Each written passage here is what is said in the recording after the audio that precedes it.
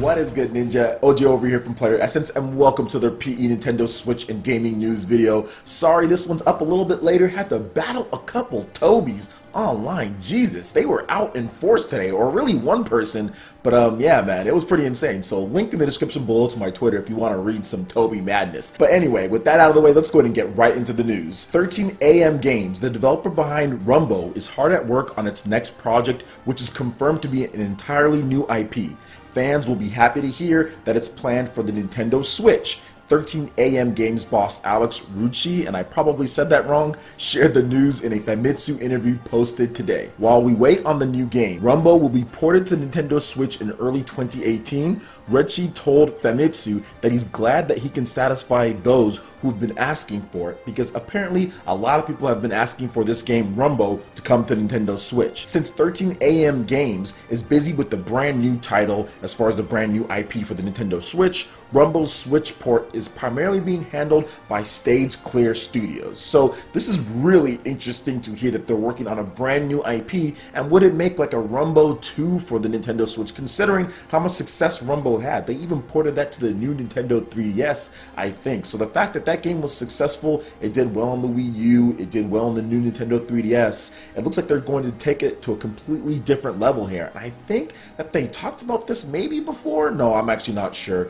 but they might have said something that they have like an action game in development or something like that, a game that's very different from what they've done before, but now it's pretty much confirmed to be a brand new IP. So it's going to be interesting what they bring to the table, especially considering the style that Runbow was. Basically, it was like a party running platforming game, and based on like what the colors that come across the screen, that'll be whether you can actually land or fall down to your doom. So it was a very interesting game, and there was a lot of different things happening. I think it had up to 9 players or something like that, plus there was online play. So very interesting game, very unique and innovative for what it was trying to do. Well, it's going to be cool to see what they bring over to Nintendo Switch, because a lot of these indie developers, they bring out some of the most innovative and coolest game mechanics in their titles. Might not have the most money for the graphics or online play or anything like that, but when it comes to innovation and game mechanics, they do a really good job. Heck, I've been playing SteamWorld Dig 2. That game is better than most of the big games out there, man. So what do you guys think about this brand new IP that they're going to be bringing to Nintendo Switch? I know we don't have any information, but do you like the fact that the Runbow developers are going to be continuing developing on Nintendo platforms?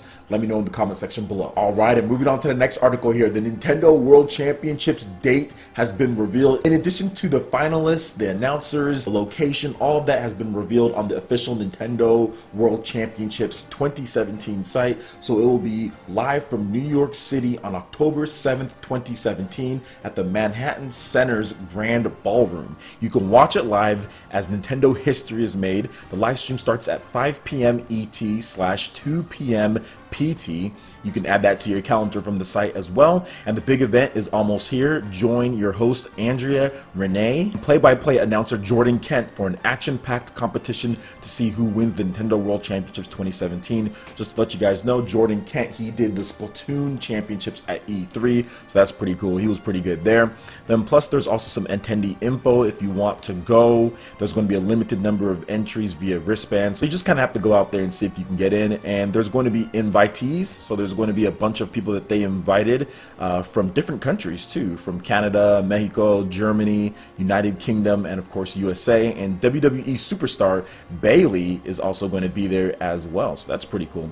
And then from the qualifiers, the 12 and younger, I'm not going to say any of their names, but if you want to see who they are, you can actually see nice pictures of them all on the site. And then the qualifiers 13 and older, there is one familiar face on here that a lot of you guys would know, and especially if you watch the Nintendo World Championships 2015, and that is John Numbers from New York, and he is going to be competing once again. He has another slot in there, and he's won this whole thing before. Not only that, but John Numbers is a fantastic Super Smash Bros. Player. He knows how to use, I think he's a Wii Fit main. Yeah, he's a Wii Fit trainer main. He's probably one of the best Wii Fit mains in the world. And on top of that, I think he can also use Shulk too. So he's a very good Smash Brothers player, and that translates over to a lot of varieties variety of games because of the hand-eye coordination, being able to pick up items, throw them, a little bit of platforming, and combat. So I think that's the reason why he won the Nintendo World Championships 2015 and why he's probably the favorite to win this one as well. He's a very, very good gamer, and like I said, I've watched him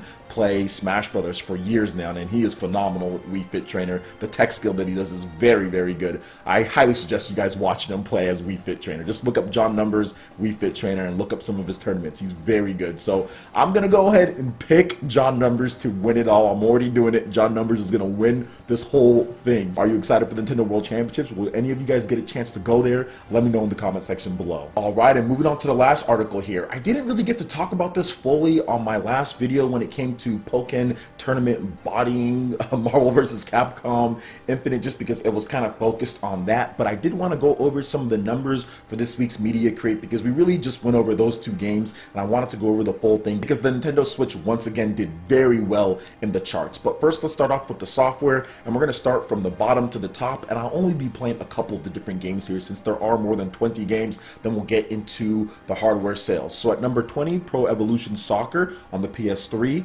Number 19, Dragon Quest XI Echoes of an Elusive Age on the PlayStation 4. And we're going to talk about that a little bit because the sales are slipping quite a bit, and that sold 4,104 units. And just to kind of recap just a little bit, Pro Evolution Soccer sold 4,068 units. Number 18, Yakuza Kiwami on the PlayStation 4 sold 4,596 units. That was a new edition price release.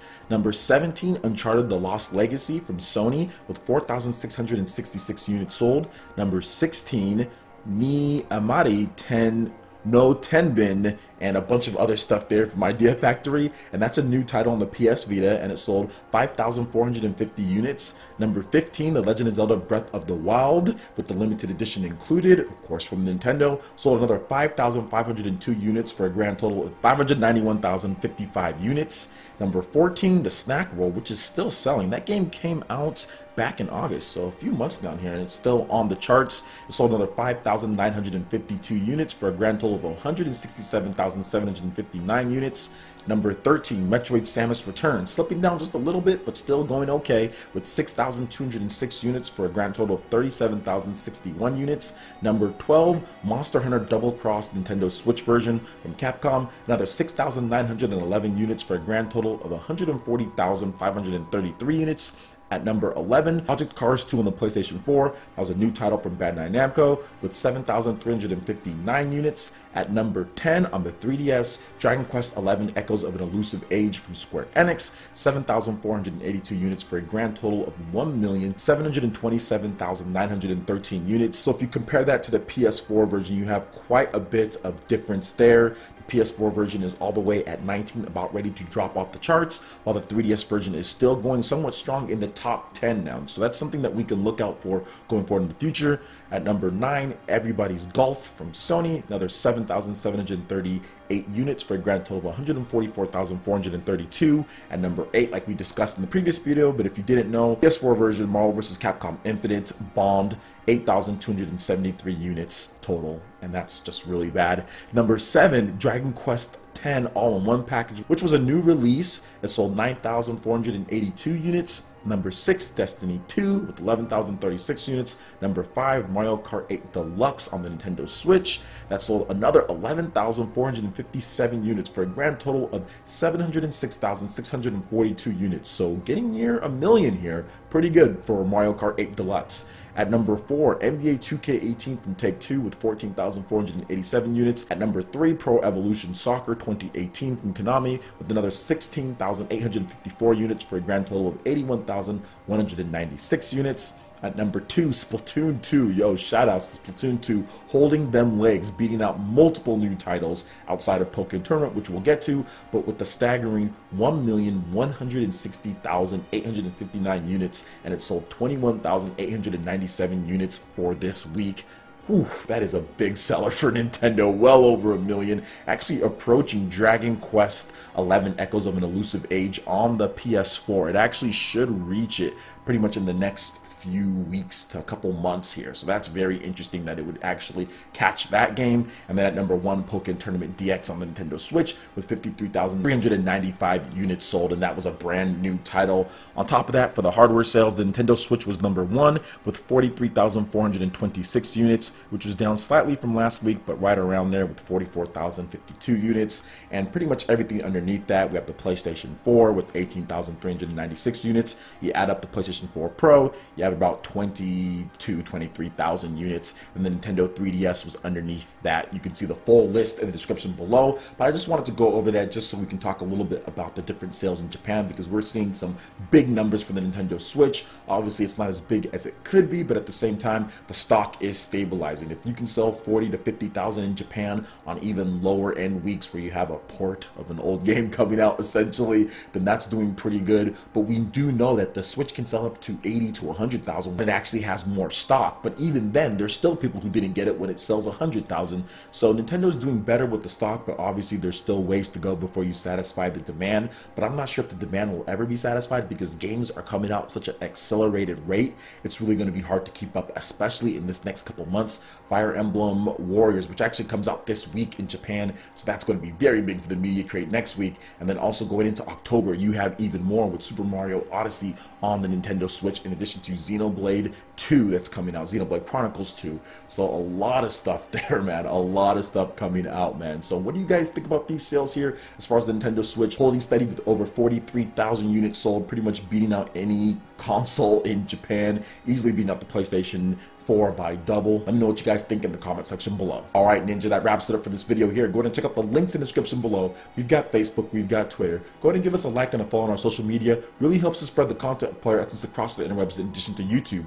Also, make sure you check out our Patreon page. Pledge any tier, be entered into win some awesome prizes. In addition to that, we have Discord voice chat and $10 prize eShop tournaments for Mario Kart 8 Deluxe, Splatoon 2, and more. So support PE Live and PE Arena right here on PlayerEssence. Also, make sure you hit that like button if you did like this video. Lets me know you guys want more content like this going forward in the future. And subscribe to PlayerEssence for the latest Japanese, Nintendo, and RPG gaming news. Thank you so much for watching, and we'll catch you, Ninja, for the next video.